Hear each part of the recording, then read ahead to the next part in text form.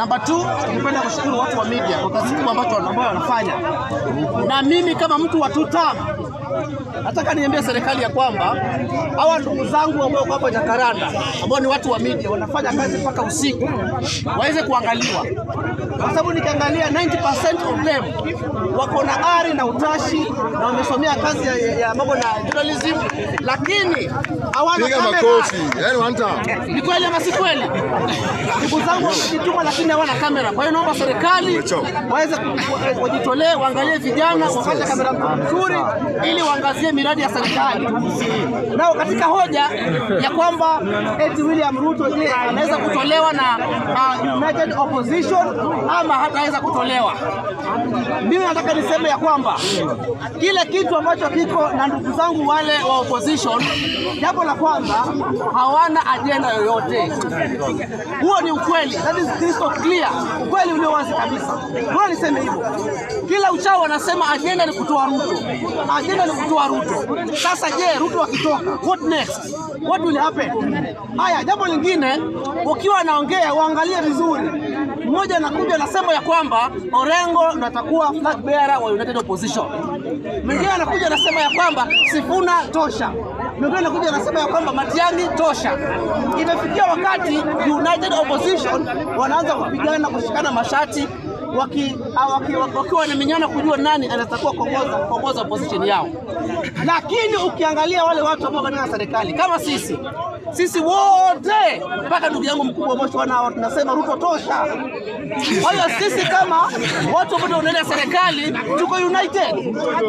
Watu ambao serikali wako united. Hatuongee lugha tofauti, lugha yetu ni moja. Kwa hiyo mimi nasema ya kwamba ukija hapa kuongelea kuhusu William Ruto, mada ilikuwa iko wazi kabisa. Kama wewe una support William Ruto, unamsupport kwa sababu gani? Na kama wewe humsupport kwa nini? Wewe unakuja hapa hauna hata hoja, huwezi elezea mbona unasupport, huwezi elezea. Lakini mimi nikiwa nimejawa na furaha riboribo, kila kibogoi aliyota meno katika shamba la machoma ya kwamba Mombasa William Ruto alileta mambo affordable housing na kila mtu anaona.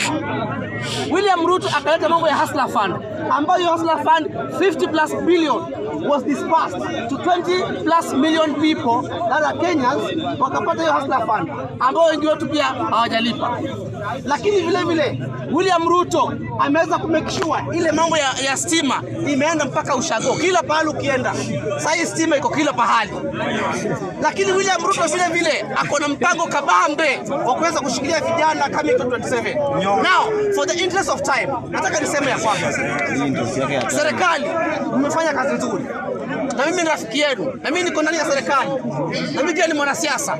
Ningependa kusema ya kwamba upande wa job opportunities vijana waweze kuangaliwa zaidi na zaidi, kwa sababu vijana ndio nguvu kazi, ndio viongozi wa kesho. Mimi nikiwa hapa 2027 naomba Mwenyezi Mungu kule kwetu Kwale County ambao nitakuwa MCA Mwenyezi Mungu akipenda, kwa sababu nimechunguza, nimeona hakuna opponent, hakuna mtu ambaye ataweza kushindana na mimi upande ule, isipokuwa ni kutapatapa tu. Jamini bro. Unaona? Hivyo ndivyo iko. Kwa hiyo mimi nasema ya kwamba hapa Jacaranda nikimalizia, ndugu zanguni, tukue wa kweli katika mambo ya siasa. Hii propaganda tunaweka hapa haisaidii hata katika jamii.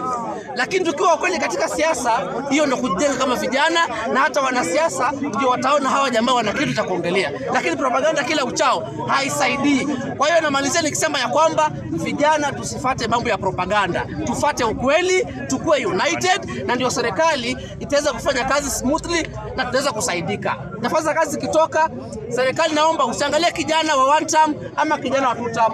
Angalia kijana mwenye potential. Hata kama ni one term, William Ruto mpatie kazi. Si sawa? Kijana wote mwenye potential apate kazi. Asanteni sana kwa wakati huu. Ningependa kukaribisha ndugu yangu hapa. Asanteni sana, Mwenyezi Mungu awabariki. Thank you so much. Bas.